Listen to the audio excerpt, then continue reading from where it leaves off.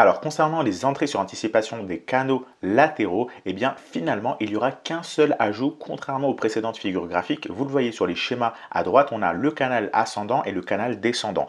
On avait déjà vu sur les entrées sur confirmation 3 entrées possibles concernant le canal ascendant. On avait vu ici qu'on pouvait prendre la cassure par le bas du canal ascendant, c'est-à-dire la sortie par le bas, la cassure du support, ou bien également, en fonction de la tendance, on pouvait prendre ici le deuxième signal lorsque le prix nous donne un deuxième signal de vente sur la cassure de ce support. Donc ces 3 entrées sur confirmation, on les avait déjà vues précédemment. Là, dans cette vidéo, on va ajouter une entrée sur anticipation. Il n'y en a qu'une seule, mais elle est importante à retenir. Lorsque le prix ici évolue en tendance haussière, il évolue au sein de ce canal haussier, eh bien vous le voyez, il touche le support, la résistance, le support, la résistance, le support. Eh bien à partir de ce moment-là, vous le voyez, le prix a déjà touché le support à 2 reprises et est actuellement en train de dessiner un 3e point de contact. Eh bien à ce moment-là, si le prix dessine un 3e point de contact et que vous avez une confirmation via un pattern en chandelier japonais et un pic de volume, eh bien vous pouvez acheter pour viser la résistance. Voilà tout simplement ce point d'entrée qu'on obtient. On prend un point d'entrée dans le sens de la tendance. Le prix est en tendance haussière, eh bien on achète ici pour anticiper un rebond vers la résistance, tout simplement. Alors évidemment, si le prix ici touche la résistance et qu'il revient ici tester le support, eh bien vous pouvez racheter si vous avez un pattern en chandelier japonais, ça nous fera un 4e point de contact, etc., etc. Donc tant que le prix revient toucher ce support-là, eh bien vous pouvez acheter pour viser la résistance. Alors bien évidemment, il y a des critères à prendre en compte, notamment le critère de risque. Ça, c'est ce qu'on verra dans le module 2. Mais vous pouvez tout de même ici acheter, c'est un point d'entrée sur anticipation si le prix rebondit sur ce support. Alors évidemment, par contre, ici qu'on ne revendra pas si le prix touche la résistance, parce que le prix ici, vous le voyez, il évolue au sein d'une tendance haussière. Et donc si ici vous vendez, vous allez être à contre-tendance. Et le prix, étant donné qu'il évolue au sein d'une tendance haussière, ça veut dire qu'il y a une majorité d'acheteurs. Et donc la probabilité que le prix casse par le haut ici le canal n'est pas nulle. Souvenez-vous, la probabilité n'est pas de votre côté, mais elle n'est pas non plus nulle. Et donc si ici vous cherchez à vendre, eh bien le prix peut très bien sortir par le haut et donc vous allez avoir un trade perdant. Donc voilà pourquoi il faut essayer dans la mesure du possible d'être dans le sens de la tendance. Alors concernant le schéma du bas, c'est tout simplement la même chose en symétrie. Donc là, on avait obtenu le premier signal sur confirmation sur la cassure du canal baissier, sur la sortie du canal baissier. On avait également ici une autre possibilité d'acheter sur ce throwback. Et enfin, le deuxième signal ici, la 3e entrée sur confirmation, c'est donc la cassure ici de cette résistance court terme. Donc ces 3 entrées sur confirmation, on les avait déjà étudiées. Là, la 4e entrée possible, c'est une entrée sur anticipation. Ça sera tout simplement de vendre lorsque le prix arrive ici sur cette résistance. Il faut qu'il dessine un pattern en chandelier japonais et évidemment, si vous avez un pic de volume, c'est mieux. Donc là, vous le voyez, la résistance est valide. Il y a un premier point de contact, un second et le prix est en train de dessiner un 3e point de contact. Si vous avez confirmation de ce 3e point de contact, eh bien vous pouvez revendre pour viser donc ce support là. Et donc tant que le prix revient et redessine un pattern en chandelier japonais à proximité de cette résistance, eh bien vous pouvez vendre.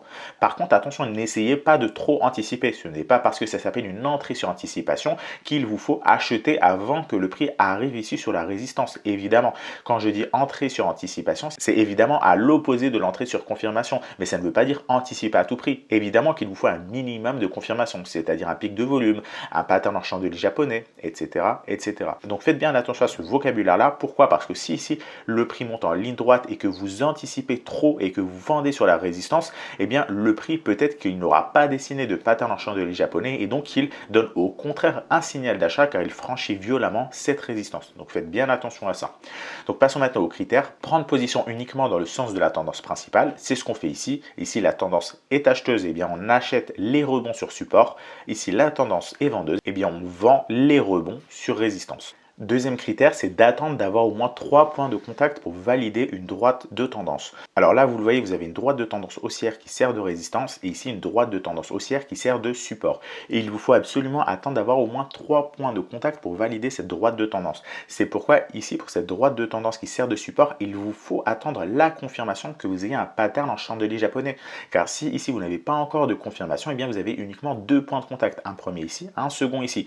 Et donc ce 3e point de contact, pour qu'il soit confirmé, pour qu'il soit validé, eh bien il faut attendre d'avoir un pattern en chandelier japonais. Troisième critère, c'est d'avoir un pic de volume sur le rebond afin d'améliorer le taux de réussite du signal. Alors ce n'est pas un critère obligatoire, mais sachez que si vous avez un pic de volume, ça va considérablement améliorer vos taux de réussite. Donc le pic de volume, vous devez l'avoir ici à proximité du rebond. Donc lorsque le prix dessine un pattern en chandelier japonais, donc par exemple une avalante haussière ici, ou bien une avalante baissière ici, eh bien si vous avez un pattern en chandelier japonais avec un pic de volume, ça va améliorer vos taux de réussite. Gardez bien ça à l'esprit à chaque fois. Ne tradez pas à chaud. Prenez bien le temps de vérifier tous les critères lorsque vous allez être devant vos graphiques. Attention, encore une fois, avant de prendre position, il faut vérifier qu'on ait le temps de passer à break-even avant d'atteindre la résistance ou le support opposé. Donc voilà, maintenant normalement vous devez comprendre ce que veut dire cette phrase. C'est toujours la même phrase, il faut toujours attendre le même critère et c'est le critère qui est expliqué dans la vidéo obtenir des trades à risque zéro qui se trouve dans le module 2. On va dans la prochaine vidéo voir les entrées sur anticipation des biseaux et ça sera la dernière vidéo concernant l'analyse technique. Par la suite, on conclura rapidement ce module 1 avec pas mal de petites astuces que vous devez absolument connaître et on passera au module 2 concernant la partie trading et c'est là où dans la partie trading, vous allez obtenir précisément comment placer votre stop loss, comment placer votre take profit, quand acheter exactement, quand vendre, shorter, faire des longs, etc. etc. Tout ça, c'est ce qu'on va voir dans le module 2.